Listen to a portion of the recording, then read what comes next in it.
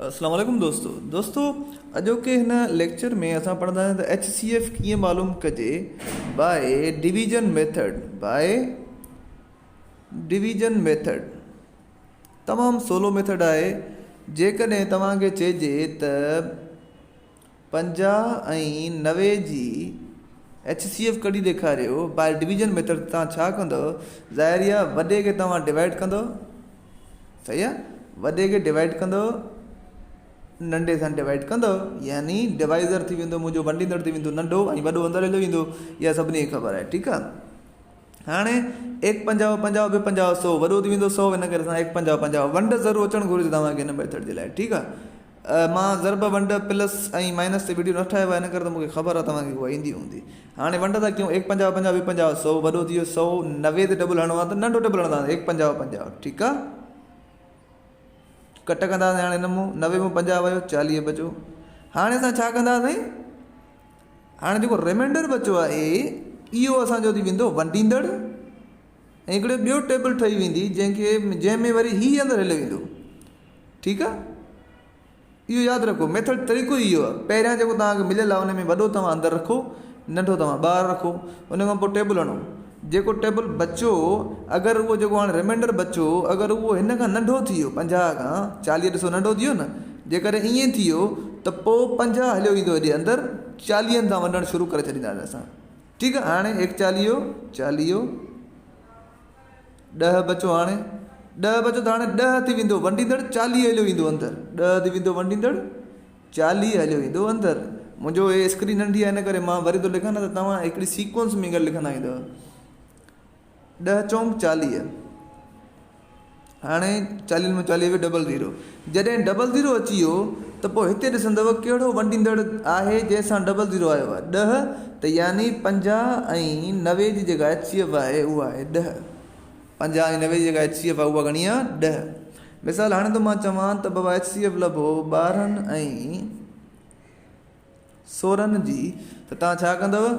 16 वॾो आहे, इन करे उहो अंदरि हलियो वेंदो, 12 नंढो आहे हेॾे हलियो वेंदो। 1 12 12 2 12 24, 2 12 24 कंदासीं वॾो थी वेंदो, 1 12 12 ई हणणो पवंदो, असांजी मजबूरी आहे। 12 विया 16 मूं त घणा बचा? 4, ठीकु आहे। 4 नंढो थी वियो, 12 मूं छा थी वियो? नंढो थी वियो, इन करे हाणे इहो ईअं थी वेंदो ऐं 12 अंदरि हलिया ईंदा, ठीकु आहे। 4 ट्रिकी 12, कुझु न बचो। ॾिसो कुझु न बचो त इहो कॾहिं न बचो? जॾहिं 4 अची वंडणु शुरू कयो त असांजी HCF बि 4 ई आहे, छो त लास्ट डिजिट जेको 0 थो हाणे जवाबु हिते रिमाइंडर, उहो ई असांजो वंडींदड़ असांजो HCF हूंदो आहे। हाणे था खणो मिसाल 12 ऐं 36 खे, ठीकु आहे। त तव्हां छा कंदव? 36 अंदरि हलिया ईंदा ऐं 12 ॿाहिरि हलिया ईंदा।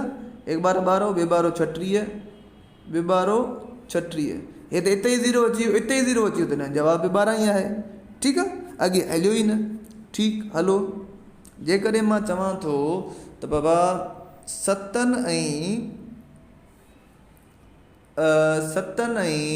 ऐं कोई में असां खणूं था नंबर हिकिड़ो 12 खणूं, लेट सपोज 7 ऐं 12 जो खणा त ख़बर अथव 12 हलिया ईंदा अंदरि, 7 हलिया ईंदा ॿाहिरि।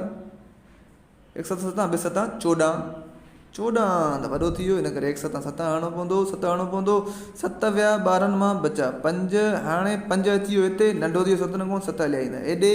हाणे छा थींदो दोस्तो? हाणे इहो थींदो 1 5 5,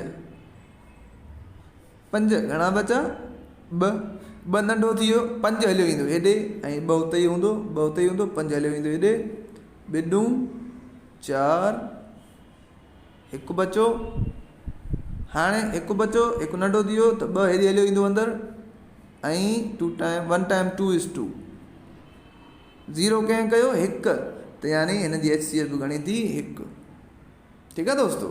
सिर्फ़ु तव्हांखे इहो ई करिणो आहे, इन ई तरीक़े सां तव्हांखे बाय डिवीजन मेथड HCF कढणी आहे, ऐं हीअ तमामु सवलो आहे। सिर्फ़ु सीक्वेंस सां वंड थींदी ईंदी, वंड थींदी ईंदी, वंड थींदी ईंदी, हिन सीक्वेंस सां तव्हां हीअं हलंदा वेंदव, ठीकु आहे दोस्तो। आख़िरी एग्ज़ाम्पल थो खणा, जेकॾहिं मां चवां 7 ऐं 18 जी कढां त छा थींदी? 1 7 7 2 7 14, ठीकु आहे, 2 7 14, 1 बचो। हाणे हिन जो छा थींदो?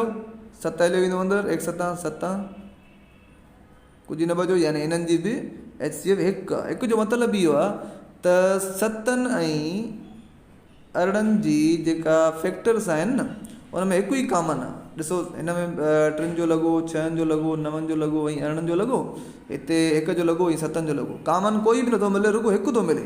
ॾिसो हिकु थो मिले, पोइ असां बाय डिवीजन मेथड ते कयोसीं, आंसर हिकु आयो, हिते बि हिकु ई कॉमन थो मिले, इन करे HCF हिकु ई आहे। उमेदु आहे तव्हांखे अॼोको वीडियो पसंदि आयो हूंदो, जे करे हा त पोइ मुंहिंजे चैनल खे सब्सक्राइब कयो ऐं मूंखे सपोर्ट कयो, त जीअं मां ॿिया वधीक 4th 5th 6th 7th 8th class जा ऐं मैट्रिक क्लास ताईं मैथ तव्हांखे पढ़ाए सघां आसानी सां।